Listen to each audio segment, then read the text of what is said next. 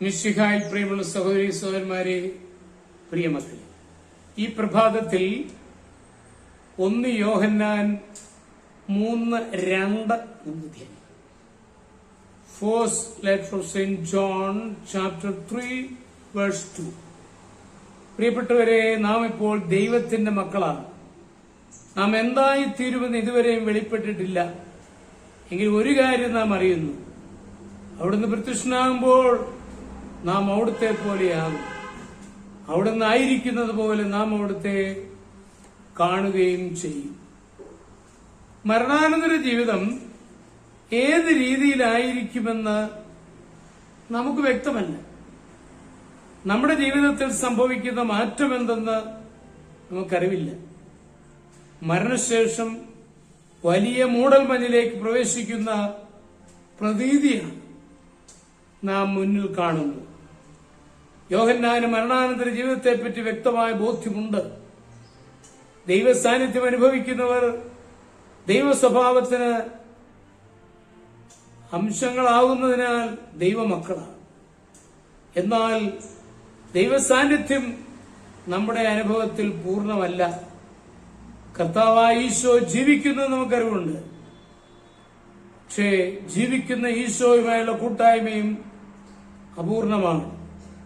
ഭൗതിക ശരീരത്തിൽ ജീവിക്കുന്ന നമുക്ക് അത്രത്തോളമേ സാധിക്കുകയുള്ളൂ. ഈ ഭൗതിക ശരീരത്തിന്റെ മറവിൽ നിന്ന് നാം വിമുക്തമാകുമ്പോൾ ഈശോയെ വ്യക്തമായും പൂർണ്ണമായും അറിയും. അന്ന് അവന്റെ സ്വഭാവം നമ്മിൽ പൂർണ്ണമായും ഉണ്ടാകും. അപ്പോൾ നാമും ദൈവമക്കൾ എന്ന പദവി നമ്മിൽ സമ്പൂർണമാകും.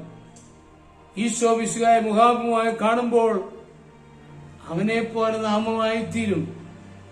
നമ്മുടെ ജീവിതത്തിൽ കടന്നുകൂടുന്ന പാപത്തിന്റെ ഫലമായി ഈശോയുടെ ഛായ നമ്മുടെ മങ്ങിയ ഭാവത്തിൽ മാത്രമേ പ്രതിഫലിക്കുന്നുള്ളൂ. നമ്മുടെ വികൃത ഭാവങ്ങളെ കർത്താവ് ദൂരീകരിക്കുന്ന ഒരു കാലമുണ്ട്. മരിച്ചുപോയ ഏകമകന്റെ ഓർമ്മയ്ക്കായി പിതാവിന്റെ കയ്യിലുണ്ടായിരുന്ന ഒരു മങ്ങിയ ചിത്രം മാത്രമായിരുന്നു. അതൊരു കലാകാരന്റെ കയ്യിൽ കിട്ടിയപ്പോൾ ഭംഗിയുള്ള ഒരു ചിത്രമായി മാറി.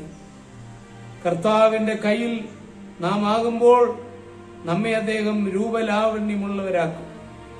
ഇപ്പോൾ വീഴ്ച താഴ്ചകളോടെങ്കിലും കർത്താവിനോടുകൂടി ജീവിക്കുന്നവർ നിത്യതയിൽ കർത്താവിന് സദൃശ്യരാകും.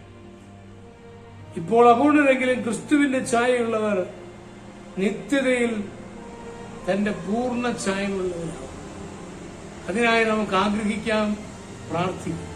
നമ്മുടെ കർത്താവിശ്വമിശിഹായുടെ കൃപയും പിതാവായ ദൈവത്തിന്റെ സ്നേഹവും പരിശുദ്ധാത്മാവിന്റെ സഹവാസവും പരിശുദ്ധ അമ്മയുടെ മധ്യസ്ഥതയും നിങ്ങളെല്ലാവരോടും കൂടി ധാരാളമായിട്ടുണ്ട്. എപ്പോഴും എപ്പോഴും എന്നേക്കും. ആമേൻ.